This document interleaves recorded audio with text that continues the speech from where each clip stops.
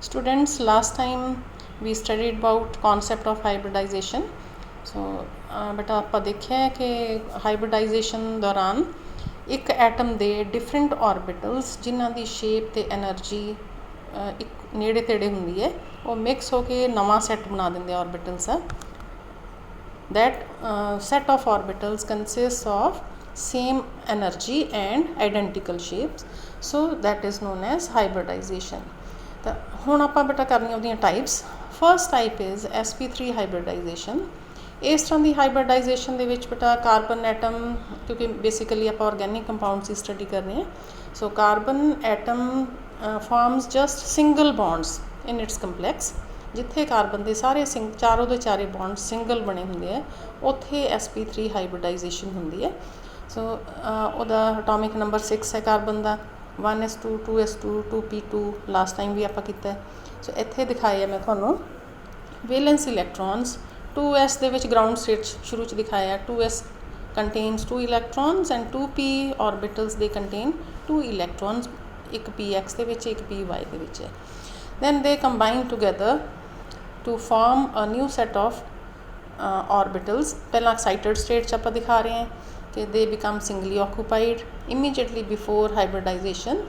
ਤਾਂ ਉਹਨਾਂ ਦੀ ਰੀਡਿਸਟ੍ਰੀਬਿਊਸ਼ਨ ਇਲੈਕਟ੍ਰੋਨਸ ਦੀ ਹੋ ਜਾਂਦੀ ਹੈ, ਇੱਕ s ਇਲੈਕਟ੍ਰੋਨ 2pz ਦੇ ਵਿੱਚ ਵੀ ਚਲਿਆ ਜਾਂਦਾ ਹੈ।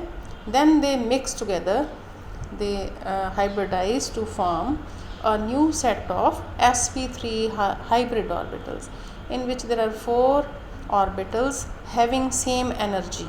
ਬਟ ਲੈਫਟ ਹੈਂਡ ਸਾਈਡ ਵਾਲੀ ਫਿਗਰ 'ਚ ਦੇਖੋ ਤਾਂ s ਤੋਂ ਆਪਾਂ ਉੱਪਰ ਬਣਾਇਆ, s ਦੀ એનર્ਜੀ s ਨੂੰ ਨੀਚੇ ਕਿਉਂ ਬਣਾਇਆ, ਕਿਉਂਕਿ s ਦੀ એનર્ਜੀ ਘੱਟ ਹੈ 2s ਦੀ, 2p ਦੀ ਉਸ ਤੋਂ ਜ਼ਿਆਦਾ ਹੈ। ਸੋ ਐਕਸਾਈਟਡ ਸਟੇਟ ਦਿਖਾਈ ਹੈ, ਉੱਥੇ ਵੀ ਆਪਾਂ ਸੇਮ ਲੈਵਲ 'ਤੇ ਦਿਖਾਇਆ ਕਿ ਇੱਕ ਐਕਸਾਈਟ ਹੋ ਕੇ ਉੱਪਰ ਚਲਿਆ ਗਿਆ। ਅਤੇ ਲਾਸਟ ਟਾਈਮ ਆਪਾਂ ਦੇਖਿਆ ਸੀ ਕਿ ਐਕਸਾਈਟੇਸ਼ਨ ਲਈ 400 ਕਿਲੋ ਜੂਲ ਪਰ ਮੋਲ ਦੀ ਅਮਾਊਂਟ ਚਾਹੀਦੀ ਹੁੰਦੀ ਹੈ। ਸੋ ਉਹਨੂੰ ਅਮਾਊਂਟ ਨੂੰ ਅਸੀਂ ਭੁੱਲ ਜਾਈਏ, ਹੁਣ ਇੱਕ ਉੱਪਰ ਹੋ ਗਿਆ ਸ਼ਿਫਟ। ਫਿਰ ਉਹਨਾਂ ਨੇ ਮਿਕਸ ਕਰਕੇ ਜਿਹੜੇ 4 orbitals ਬਣੇ ਆ ਉਹਨਾਂ ਦੀ એનર્ਜੀ ਇਨ ਬਿਟਵੀਨ ਹੈ s ਅਤੇ p ਦੇ। So they have new shape and new energy, but all of them are having same energy and same shape, they have equivalent energy and equivalent shape। Hybridisation ਤੋਂ ਪਹਿਲਾਂ ਨੀਚੇ figure ਤੁਹਾਨੂੰ ਦਿਖਾਉਣ ਦੀ ਕੋਸ਼ਿਸ਼ ਕੀਤੀ ਹੈ। 2s orbital combines with 1 2px 1 2py 1 2pz to form, after hybridization, to form a set of 4 orbitals। ਸੋ ਪਹਿਲਾਂ ਬੇਟਾ ਜਿਹੜੀਆਂ ਲੋਬਸ ਨੇ px ਦੀਆਂ there are 2 lobes। ਅੱਛਾ, ਹੁਣ ਜਿਹੜੀ ਆਪਾਂ ਸ਼ੇਪ 2s ਵੀ ਦਿਖਾਈ ਹੈ ਵਿੱਚ ਡਾਟਸ ਲਾਏ ਹੋਏ ਆ, ਇਹਦਾ ਮਤਲਬ ਕੀ ਹੈ ਕਿ ਇਲੈਕਟ੍ਰੋਨ ਡੈਂਸਿਟੀ ਇਲੈਕਟ੍ਰੋਨ ਦੇ ਹੋਣ ਦੀ ਪੋਸੀਬਿਲਿਟੀ ਇੰਨੇ ਏਰੀਆ ਦੇ ਜਾਂ ਇੰਨੇ ਵੋਲੀਅਮ ਦੇ ਅੰਦਰ ਹੈ। px ਦੇ ਕੇਸ ਦੇ ਵਿੱਚ ਜਿਹੜੀਆਂ 2 ਲੋਬਸ ਦਿਖਾਈਆਂ ਉਹਦੇ ਅੰਦਰ ਅੰਦਰ ਇਲੈਕਟ੍ਰੋਨ ਡੈਂਸਿਟੀ ਹੋ, ਤਾਂ ਹੀ ਉਹਨਾਂ ਦੀ ਸ਼ੇਪ ਹੈ ਨਾ, ਇਲੈਕਟ੍ਰੋਨ ਡੈਂਸਿਟੀ ਕਰਕੇ ਹੀ ਸ਼ੇਪ ਹੈ 2y 2pz। ਸੋ ਇਲੈਕਟ੍ਰੋਨ ਡੈਂਸਿਟੀ ਇਸ ਏਰੀਏ 'ਚ ਹੋਊਗੀ ਅਲੋਂਗ x ਐਕਸਿਸ ਜਾਂ ਅਲੋਂਗ y ਐਕਸਿਸ ਜਾਂ along z axis. After hybridization we got a set of 4 orbitals having this shape, ਜਿਹਦੇ 'ਚ ਇੱਕ ਲੋਬ ਜ਼ਿਆਦਾ ਵੱਡੀ ਹੈ, ਦੂਸਰੀ ਹੈ ਜਿਹੜੀ ਬਿਲਕੁਲ ਛੋਟੀ ਜੀ ਰੈਜ਼ੀਡੂਅਲ ਜੀ ਆਪਾਂ ਵਿੱਚ ਇਨ ਬਿਟਵੀਨ ਦਿਖਾਇਆ ਹੋਇਆ। ਸੋ that shows that electron density has been concentrated in one lobe only। ਸੋ ਇਸ ਲਈ ਹੈ ਕਿਉਂਕਿ ਬਾਅਦ 'ਚ ਜਦੋਂ ਓਵਰਲੈਪਿੰਗ ਹੋਣੀ ਹੈ ਸਿਗਮਾ ਬੌਂਡਸ ਫਾਰਮ ਹੁੰਦੇ ਆ ਤਾਂ ਹੈਡ ਔਨ ਓਵਰਲੈਪ ਹੋਊਗੀ। ਫੋਰ ਐਗਜ਼ਾਮਪਲ ਅੱਗੇ ਵੀ ਚਲੋ ਮੈਂ ਤੁਹਾਨੂੰ ਦਿਖਾਉਣਾ ਹੈ ਕਿ ਜਦੋਂ 1s orbital of ਹਾਈਡਰੋਜਨ ਇਹਦੇ ਨਾਲ ਓਵਰਲੈਪ ਕਰੂਗਾ ਤਾਂ ਓਵਰਲੈਪ ਜ਼ਿਆਦਾ ਅੱਛੀ ਹੋਊਗੀ, ਔਰਬਿਟਲ ਵੱਡਾ ਹੋਊਗਾ ਤਾਂ ਏਰੀਆ ਓਵਰਲੈਪ ਦਾ ਜ਼ਿਆਦਾ ਹੋਊਗਾ ਤਾਂ ਇੰਨਾ ਹੀ ਸਟਰੋਂਗ ਬੌਂਡ ਹੋਊਗਾ। ਅੱਛਾ, ਹੁਣ ਅੱਗੇ ਆਪਾਂ ਦੱਸਦੇ ਹਾਂ ਇਹਦੇ 'ਚ ਕਿ ਇੱਕ s ਅਤੇ 3 p orbitals, 2 ਸ਼ੈਲ ਵਾਲੇ ਇੱਕ s orbital ਅਤੇ 3 p orbitals ਕੰਬਾਈਨ ਹੁੰਦੇ ਆ ਤਾਂ ਫਿਰ sp3 ਹਾਈਬ੍ਰਿਡ orbital ਬਣਦਾ। ਇਹਦਾ ਮਤਲਬ ਕੀ ਹੈ ਕਿ there are total 4 orbitals formed, there is 1 s orbital, ਤਾਂ 1 divided by total number of orbitals 1/4 ਹੋ ਗਿਆ। ਸੋ s ਕਰੈਕਟਰ ਆ ਜਿਹੜਾ 1/4 ਹੋ ਗਿਆ ਇਹਦੇ 'ਚ, ਜਿਹੜੇ ਨਵਾਂ orbital ਬਣਿਆ ਉਹਦੇ 'ਚ ਕੁਛ s ਦਾ ਕਰੈਕਟਰ ਹੈ ਕੁਛ p ਦੇ ਕਰੈਕਟਰ ਹੈ। ਅਤੇ ਇਹਦੇ 'ਚ ਕਹਿੰਦੇ ਆ ਕਿ there is 25%, ਜੇ 100 'ਚੋਂ ਕੱਢਣਾ ਹੋਵੇ 1/4 into 100 ਕਰ ਦਿਆਂਗੇ ਤਾਂ 25% ਆ ਗਿਆ। ਇਵੇਂ ਜਿਵੇਂ ਜੇ p ਦਾ ਕੱਢਣਾ there are 3 p orbitals and in total there are 4 orbitals, ਇਸ ਲਈ 3 ਨੂੰ 4 ਨਾਲ ਡਿਵਾਈਡ ਕਰਤਾ ਤਾਂ ਅਸੀਂ ਕਹਿੰਦੇ p ਕਰੈਕਟਰ ਇਜ਼ 3/4। ਜੇ ਪਰਸੈਂਟੇਜ ਕੱਢਣੀ ਹੋਵੇ into 100 ਕਰ ਦਿਓਗੇ 3/4 into 100। तो हुण आ जाना 100 ਨੂੰ 4 ਨਾਲ 25 30 75, सो 75% पी करैक्टर हो गया। फिर दिखाया हुआ कि आफ्टर हाइब्रिडाइजेशन जिवें पहला मैं तुहानूं दस्सिया कि वन लोब बिकम्स बिगर, sp3 हाइब्रिड ऑर्बिटल दे विच एक लोब एक पासे ही सारे इलैक्ट्रॉन्स कॉन्सनट्रेट हो जाते हैं, so that the overlap is more efficient, more effective. Okay, हुण ये आपां 2-3 गल्लां इहदे बारे सीख लईआं होईआं कि जिथे सिंगल बॉन्ड हुंदा है कार्बन बनाउंदी है उत्थे sp3 हाइब्रिडाइजेशन हुंदी है, फिर इहदे 25% S करैक्टर है तो 75% P करैक्टर है। इस तरह ही एक लोब वड्डी बनती है तो एक बहुत ही मामूली जी रेजिडुअल छोटी लोब बनती है।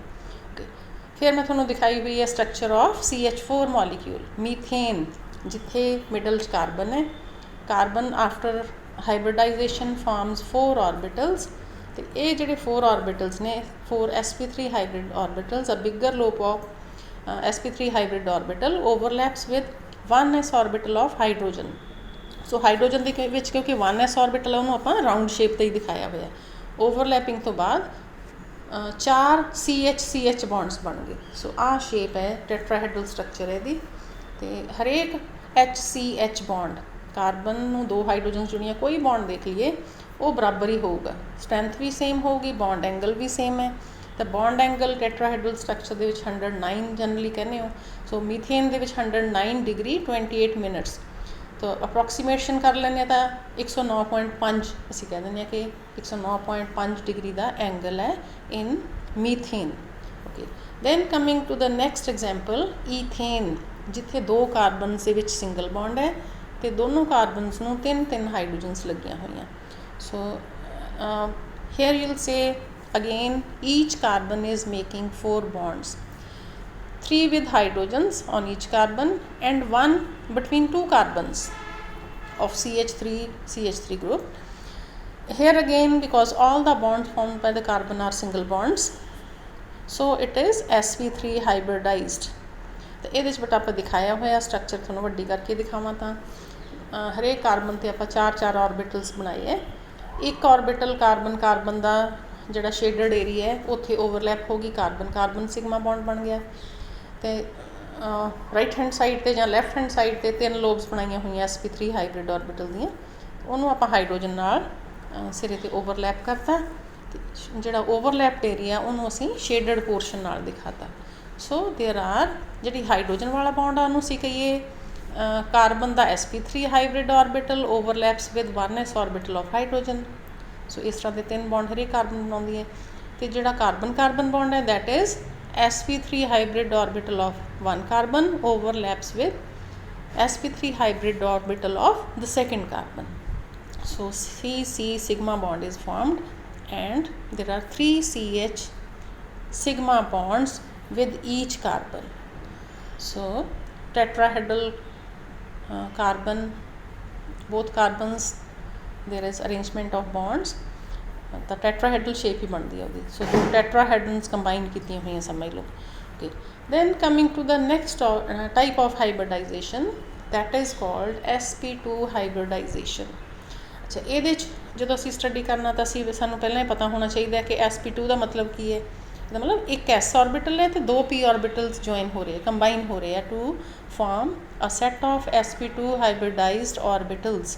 ये मतलब 3 सिंगल बॉन्ड बनाती है कार्बन, तो क्योंकि कार्बन की जी वैलेंसी है तो 4 है, दिस मीनस कि 3 तो सिंगल बॉन्ड बना रही है, फिर कार्बन दे विच जरूर ही डबल बॉन्ड होगा, फिर ही वैलेंसी पूरी होगी ना।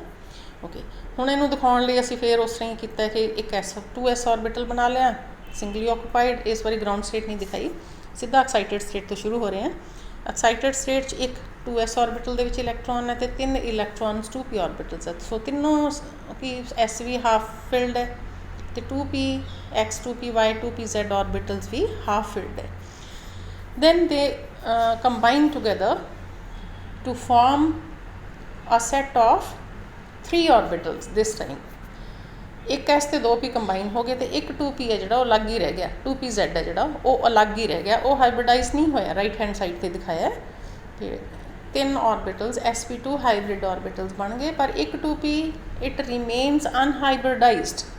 अच्छा, हुण जदों असीं दिखावांगे स्ट्रक्चर अगे 2s ऑर्बिटल राउंड दिखाया, फिर 2px दियाँ लोब्स YZ।